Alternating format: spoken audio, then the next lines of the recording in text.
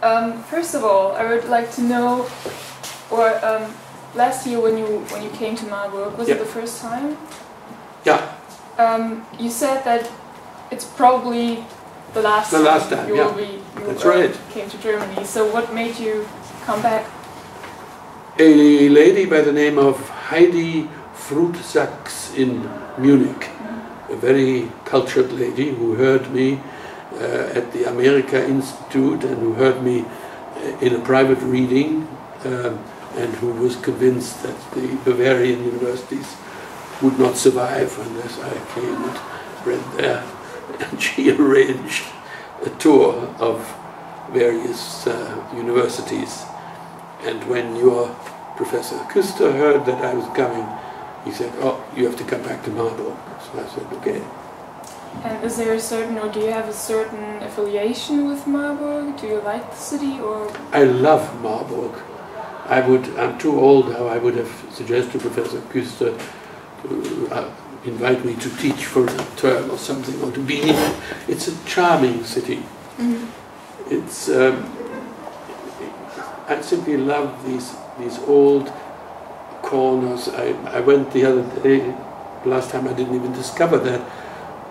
Next to the hotel, there's something called the Johannes Siebert Weg, and it leads to a little chapel, St. Michael's Chapel, and there is a castle up above, and then there's Elizabeth, and yet it's a curious space all to itself, where you wouldn't be surprised if somebody came off a horse all dressed in mail, you know, with the sword. Very historical.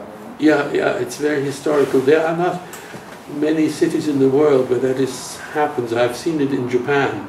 You, in the middle of a city, modern city, and then you open a gate to squeeze between two houses, and there's a Zen garden. It's wonderful. And I find that in Marburg, and some of the architecture just, I think, irresistible. I love the place. To me, it's sort of Germany's Cambridge. So maybe even this will not be the last time. Well, my last time has to do with two things. One, my age. Yeah. You know, my brother was 2 years younger than I. He dropped dead in the street just before I came last year, and that was it. And the other thing is, I have still a lot of work to do. And this is much more time-consuming than you would think. You think, oh, he comes in for 2 hours. Well, it took me about 3 weeks to make the arrangements with the various professors, what and where and what. And it's a month here, and then it will take me another 3 weeks to recover. So, in a conservative estimate, it cost me 2 months of a year. And I'm not sure that I have that to give. Yeah, that's understandable. But you never know. I make no final commitments, because life will make them for me. Okay. Good. So let's talk a little bit about your works. Most of your works, or a lot of your works, like your latest one, Coming to Terms with the Child, you talk about, or they deal with your past in Germany, specifically Nazi Germany. Would you say that you forgave the country, or that you made up with your past, so that you can now say, I come back to Germany gladly, and I don't relate all the bad things with that country anymore? Yes, that's correct. Now you say most of my writing is about my past. It isn't. It's the only thing I've ever written about it. Really? Because, yeah, okay. No, I've never, as I said earlier on in the talk, I'm hostile to biographical work. If it hadn't been for Bennett, I wouldn't have written that. No, I thought you mentioned it before. Okay. No. That in my work I may be trying to cope with my own past in ways that I'm not aware of. That I will grant you. How can I say anything about that? As for Germany, I left in what I would call anger and even maybe hatred, because I was 16 the day the war ended for me. On my birthday, April 45, April 12th, the Americans came into the village where I was hiding out because I had been drafted and I didn't want to go. Then I discovered what had actually gone on, because unlike what some people say, most Germans did not know of the brutalities committed in the concentration camps. They knew of concentration camps. They knew that they were not nice places to be. Jail never is, any form. But the kind of monstrous extermination, people didn't know. And remember, the extermination camps were not in Germany, they were in Poland. Hitler knew very well that if it became known in Germany, he would have a fight on his hands. So that was a discovery for me, but it betrayed everything I believed in. And I felt betrayed by my parents, by my teachers, my priests. I was raised Catholic. And I didn't want to have anything to do with Germany ever again. That's how I left. I left in England, where I faced another kind of racism. Oh, Henry, this is Henry, he's German, but he's all right. Okay, I get the message. I planned to go to Bolivia, as far away as I could. That seemed the other side of the planet. But I studied philosophy in London and got to know a Canadian who was very much like me, a poet, with great interest in science and the arts. And he said, "Why don't you come to Canada?" So his high school teacher hired me as a gardener. And I came to Canada on April 1st, 1951. At first I wanted to find out what is this country about. I tend to be sort of thorough. I want to find out what's its history. I traveled from coast to coast. I read the literatures. I was still writing, but in German. But it sort of petered out because of my hostile attitude to the language, which had also been abused by the Nazis. But slowly, and through a woman whom I met in 1958, who was German, from Danzig, I found myself obliged to revisit and try not to stop just rejecting without understanding, to try and understand how was it possible that things like that could happen in this, one of the most civilized countries in the world. And what promoted this particularly was some Jewish friends I had. I had Jewish friends, I could name them. Ulrich Leo was one of them. He was a specialist in Romance literatures, Old Spanish, Old French, Old Italian, has written on Torquato Tasso and so forth. A very intelligent man, a little older than I was. He had got his degree in Frankfurt in 36, I think. At any rate, he had to leave, and he went to South America, to Venezuela, because he knew Spanish very well, and then came to the University of Toronto. And I met these people for various reasons. And if you had heard Ulrich and me walk along a street at night without seeing us, you would have thought I was the Jew, because I couldn't say a good thing about Germany, and he was the German, because he couldn't say a bad thing about Germany. That too began to impact on me, and I thought the Jews had all been exterminated with hate. And then I had a colleague, Klaus Hermann, at the university, who couldn't wait to go back to Germany. He said, "Oh, you go back among these monsters." There were a bag of contradictions. Yeah, there were a bag of contradictions, and I figured I had to look into this. So I've done extensive reading, thinking, traveling, and I began to realize that I was wrong that I did not understand the ground from which that had sprung, and that it wasn't what I fell for, I suppose, when I saw these movies that the Americans showed us of the concentration camps. that that wasn't the whole story, and that there was an immense propaganda machine that is still going on, trying to blacken the image of Germans. And it's false. Germany, unlike other countries that I know, like the United States or Britain or France, has acknowledged its crimes, if you like, and has tried to make up, and has created a society now which I can respect.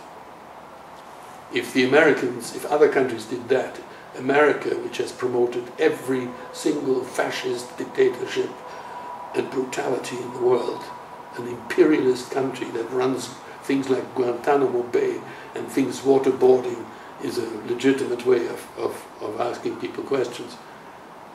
If they did that, the world would be a better place. The Germans have done it. Not every German. We can never talk about everybody anywhere. Not every American is blind to what they've done to the First Nations, the Indians, whom they've practically annihilated. No, I like to be in Germany now. I'm proud to be a German. My people have fought, and if they reacted the way that they did in the 20th century, there were reasons for it. No excuses. It was crime, and whether you forgive it, that's a very personal decision. You'd have to ask yourself whom you forgive. You can't forgive a people. You could look at a particular person, see what they've done, and understand why they did it, and either say, sorry, I can't forgive you, or I understand. So, no, I sometimes wonder now, and this is a very personal confession, whether I should not have stayed and participated in this Renaissance. But I was too wounded. I was 16 years old. I didn't know who the hell I was or what I want. I didn't even want to live. I tried twice to make an end of it. So I wasn't ready to take it on. And by the time I realized that it could have been different, it was too late, as it often is in life. You said, I'm proud to be German. I think you, first of all, consider yourself Canadian, right? Mm-hmm. But would you also say Germany is my home, or at least my second home? Sure. I carry the burdens and the achievements of Germany in my blood too. Absolutely. When I hear Beethoven and my Canadian friends hear Beethoven, it's different. Not because I am Beethoven and I resent people who, think they don't have to do anything but to acknowledge that there was Beethoven, to feel that there's something. I want to know what you did with your life. But my German past is part of me. This poem has also made it clear. You cannot, after all, I was 16 years. And in effect, I did not really leave until I was 20. I was an interpreter for both first the Americans and for the British. So I was already with one foot here and one foot there, and I wanted out. But still, I had my youth and my teenage years in Germany. The fact that I shut that out for so long was a mistake. And Bennett, I owe it to Bennett, that he forced me in his own way to say, Grandpa, what was that all about? You were like me. What was it like when you were like me? So that was a wholesome experience. It was, life is always a story of missed opportunities, among other things. Because unfortunately we don't wake up to know what to do with ourselves until it's too late to do it. People say it's never too late, but this is a platitude which is not true. So could you say it's mainly the bad things, or it's mainly the evil side of life or the world that shapes your your works, or that gives you the inspiration you need to write? I don't know. I suppose when you are wounded you scream. Maybe that's the explanation. But amazingly enough, my wife always chides me about it, I have a profound belief in the decency of people. Like Camus, I think there is more to admire about human beings than to condemn. I find in most people there is a common decency and understanding, which unfortunately does not prevail in the world that rules us, among politicians, business people, etc. They seem to lose sight of that. But the ordinary people that I talk to, they're full of... Let me put it this way. I think that, and I discovered it in the African section, because I was influenced also by Konrad Lorenz and his notions about aggression. He is wrong. It's not what makes us human. It's cooperation that makes us human. If we had not cooperated when we got down from those trees, we wouldn't have survived the struggle afterwards. Because alone we can't outrun a cheetah, we can't wrestle a lion, etc., etc. But together, he's here, or here, or... Now we're getting somewhere. Cooperation is fundamental, more fundamental than aggression. I went to Africa to watch animals. They were not aggressive. I had a pride of lions as close as Johannes, lying there on the ground, and I stood there. I had no weapons. And we looked at each other, and they looked at each other and looked again and groaned a little. I've seen them with each other. When they're hungry, they must eat. That is one of the tragic elements in all of our lives. We're all killers, whether we have someone else do the job for us or not. And the vegetarians kill all vegetables. It mustn't make any difference. It's nonsense. Just make that a moral argument. We live by other things dying. That's in the nature of life. This is part of the brutality I was talking about of nature. You know, it's the way it is.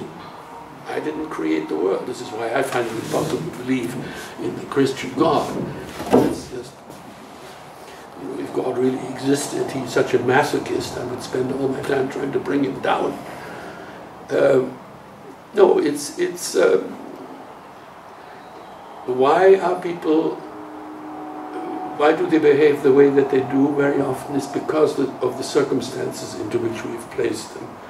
We have a society that is so socially unjust, in which the people who do the most work get the least from the fruit of their labors. The people who are enormously rich, they don't work compared to the way that some of these people work. We need to create, and that is what will happen after this civilization collapses, as it will.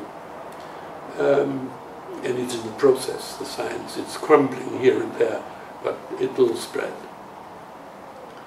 Is a society of comprehension and compassion. For me, life is a pursuit of, a journey of the mind, a pursuit of that, of comprehension, of understanding and learning compassion. Every understanding will lead to that, because you will know that you're talking to somebody who's also dying, who also has pain, who is also confused, just like you are. Let's face up to it. And then that fragility is the basis of our love. And we need to learn to love each other. Sorry, I've become a preacher, eh? No, that's wonderful. It's perfect. You've asked me the wrong questions, or the right questions, who knows? It's perfect, thanks. Just one question, and that's a personal one also. I mean, based on good and bad experiences, I think everyone could write a book or tell people at least something about their lives. But do you think that a writer is born, or that one can learn how to be a good writer? Or is it just that you say it's natural and either you have it or you don't? You can learn to be a good writer, but you cannot learn to be a writer. You're born a writer, and then you have to learn the craft. And that you can learn. In fact, that you have to learn. But there are different ways of learning. You can have a teacher who has the kind of capacity to tune into, because you have to find your voice, not mine. You can have a good teacher guide you, and a good teacher can show you a few shortcuts, because he's gone through, or she has gone through the same circuitous route, discovering by trial and error what's right and wrong, as I did. But then I established a creative writing program at Anna University and became its director for a while, because I thought it would be helpful for, there were various reasons why I did it. Some had to do with the university syllabus, others had to do with the fact that I think a student who tries to write in a creative writing class will go back to his literature class with much more insight into the literature. When you try to do it, when I read some of the critics, I laugh, because they're not writers, they don't know what they're talking about. If they were writers, they would see why this is what it is. So it gives you an insight into a work that is not usually available to someone who is purely academic. And but otherwise, what it is, you will probably ask the next question, and it's a good question, and I've asked myself the question often enough. What is it that makes you a writer? What is that quality that you need before you can start owning it and becoming recognized as a writer? There are many writers, I don't know what it is. Maybe you should have a certain eye for details. You need to be a good watcher, right? Yeah, that could make you a good scientist, not necessarily a good writer. And then you have to put it into words. Well, I think it all has to do a lot with the imagination, a faculty that we tend to neglect. The imagination is basic in many ways. Even compassion, I think, is based in imagination. If I cannot imagine how it will hurt you if I put my claws into your arm or whatever, why would I be compassionate? It's because I feel it before I do it. I say, don't do it. See what I mean? It has something to do with the imagination. This is the whole question about artistic talent. It's a single quality, because very often you will find artists, they have what seem to be double talents. They could be musicians or painters or writers, or some of them have been two or all of these, because they all have that central creativity, imaginative creativity in common. And the rest is craft that you can acquire. But what that is, I don't know. I sometimes think, apart from the imagination, whatever it is, it has something to do with suffering. A tough childhood seems to do something to the psyche. But that's completely off the cuff. I mean, I'm just speculating. Yeah. I don't know, and frankly, I don't really want to know. But that could be, because that also relates to my previous question. If you really need something bad happening in your life to even realize the good and to be inspired to some degree, and then write it down, because you have to get over it or process it. Why I have trouble with it is because it would suggest that one needs to inflict suffering to create, to have creators. Mm-hmm. I don't wish to. I think one should never intentionally inflict suffering or knowingly. So I don't know what the answer to that is, but I don't know the answer to anything, because any answer I give seems to open up immediately more questions. So instead of solving one problem, you create 3 problems. And if you do that 3 times, it's 9, and that, as you know, gets you into a curve like this, right? Okay. maybe it's good to not to have an answer to that. Just leave it to the mind. That's what it will, that's how you'll end up anyway. But the journey is what matters. Yeah. It's not the goal, it's not getting there. The being there, it's getting there. And all the wonderful excitement of, searching and asking questions and observing, as you say, using your antenna, your 5 antenna all out, registering everything. That's what makes life exciting. But that pursuit is what it's all about. The rest is window dressing, I think. You need it. It's nicely put. Anyway. Yeah.